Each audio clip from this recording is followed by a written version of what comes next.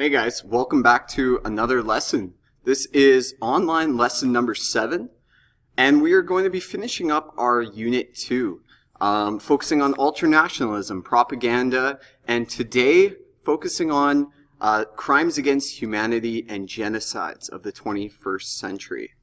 So, a little bit of review from last class.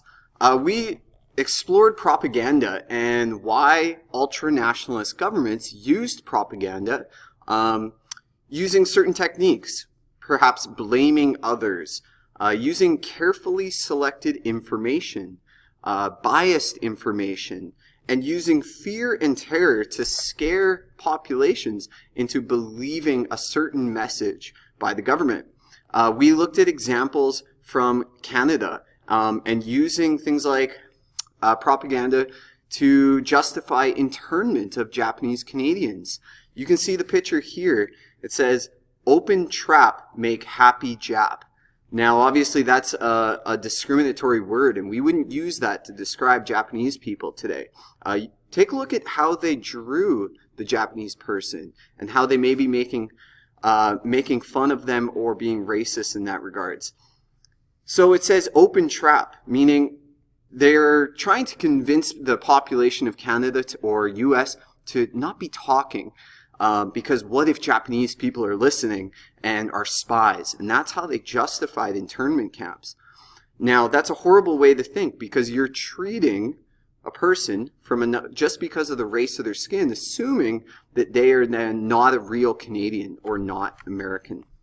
Today, we are going to be talking about some very heavy topics called genocides and crimes against humanity. Now, I'm reading a really good book right now, which is all about genocide by Barbara Coloroso. And she talks about how the act of genocide, which means killing members of a national, ethnic, racial, or religious group. So it's purposely killing a group of people simply because they're part of that group. And she's talking about how the act of genocide is not just a crime against a person, it's a crime against what makes us human. So you're killing someone just for being the type of human that they are. It's the most horrible crime that you can commit. And it's an act that happens way too often in the 20th century and even has continued to happen close to today. The other topic we'll look at is called crimes against humanity. They may not be murders, but they are crimes. So they are attacks against the civilian population. Could be murder, could be extermination, enslavement, so making slaves, deporting people, imprisoning people, torture, rape, sexual assault, or just arresting them and detaining them simply for being the color of your skin, the certain nationality, and so forth. Take a look at this quote here by Barbara Coloroso, the author of the book I'm reading. She says, in the 20th century, which means the 1900s, genocide and mass murders, all crimes against humanity, they killed an estimated 60 million men, women, and children. More than all were killed in battlefields from all of the wars.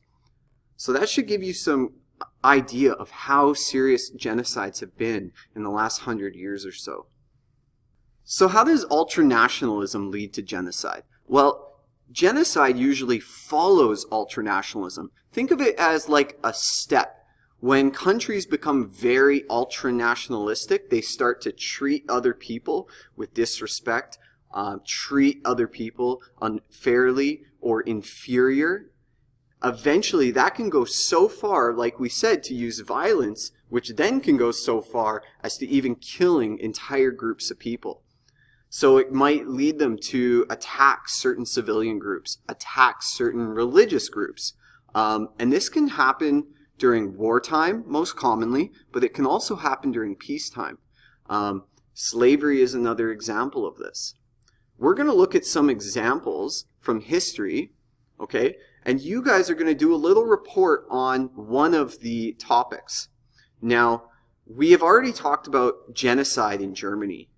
This was the Holocaust, the extermination of over 6 million Jewish people during the 1930s and World War II in Europe. The Nazis believed that Jewish people were less than human. They did not have the right to live amongst other Germans. They rounded these people up. They sent them to camps. Many were sent to gas chambers to die or shot into mass graves. Many of their homes were taken from them. Any jewelry, valuables, all were things that were lost at this point. So that's an example that we've already looked at. Now, genocide is a very controversial topic, and sometimes nations don't want to admit if they've committed genocide in the past. So we talked about how nations might be extremely proud, and people from those nations want to believe that they're the best nation in the world, the greatest nation. And they don't want to admit when they've done something wrong. They often will create propaganda to tell lies to people, to tell lies to their citizens that they have not done these crimes. Take a look at this video here called "Why Do People Deny Genocide?" It's a very interesting video as to why countries do this. So our task today is I'm going to show you 5 new cases of genocide from the last 100 years, and you're going to take jot notes for each of these cases. I'm expecting at least 3 points of information for each one, so that will tally up to 15 marks total. Following the slideshow, you're going to choose one of the following cases, and you're going to research a little further. I'm going to give you a project template, and you can choose to create a poster, Google Slides, or comic, but you have to include all of the required information. This is also going to add up to 15 marks total, so your assignment today will be out of 30 marks. So these are the examples we're going to look at. Rwandan genocide from 1994, the Ukrainian famine from the 1920s, the Rohingya Muslim ethnic cleansing, which should be from 2016, the ISIS cleansing of the Yazidi people in 2014, and Uyghur Muslim concentration camps in China, which is still happening today. Our first example is the Rwandan genocide from 1994. In about 100 days in Rwanda, about 800,000 people were slaughtered in Rwanda by a group called the Hutus. They were a tribe of people living in Rwanda. They were killing people part of another group called the Tutsis. Now, I would like you to go to this link here in BBC. They have a really good video, and I'd like you to read the article and come up with 3 pieces of information that you learned from this genocide. The next one is the Ukrainian famine. We talked about Joseph Stalin last class and how he used propaganda and fear and terror to control people in the Soviet Union. In the 1930s, he starved over 20 million people by taking away their food source and storing it in government places. Go to the link here where you can read a little further, and make sure you watch this video on how he created one of the worst famines in history. Now, a recent one is a group called the Rohingya Muslims. They're a group of people who are Muslim, that is their religion, that live in Myanmar, which is close to India. And this group was being persecuted and killed purposely just because of their religion. So I'd like you to watch this video, go to the link, and come up with 3 pieces of information you learned.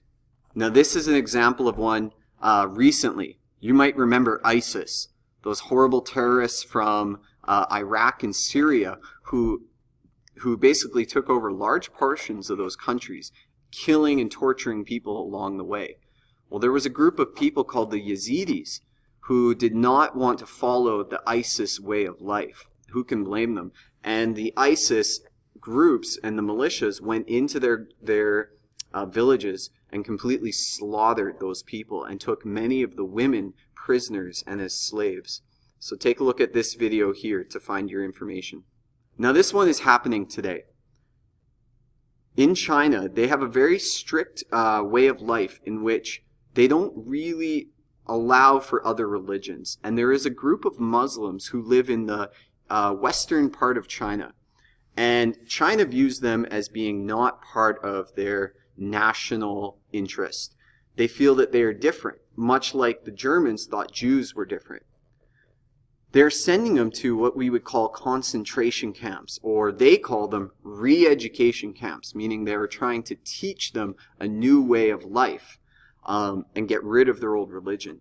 Take a look at this video here, which outlines what these camps are like, and I've given you a link to a really good article here. So as I mentioned, I want you to take jot notes on each of those 5, and then choose one of the following to create a little presentation. Here's your assignment. I gave you a little bit of notes talking about what we went over today. This is the spot where you can put in your notes that you found on each of those 5 events. And then this is your little research project. So I've given you a who, what, where, when, and why.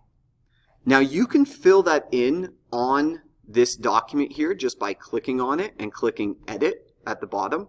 Or you could create a Google Slides or a poster. You just need to choose one of these events. You don't need to do all 5. But I expect a bit of information on each one to tell me a little further about what you learned, especially why. Why did this event happen? And I'm interested to see what you can find. Good luck, guys. Please let me know if you have any questions. I know you can do a great job. Talk to you later.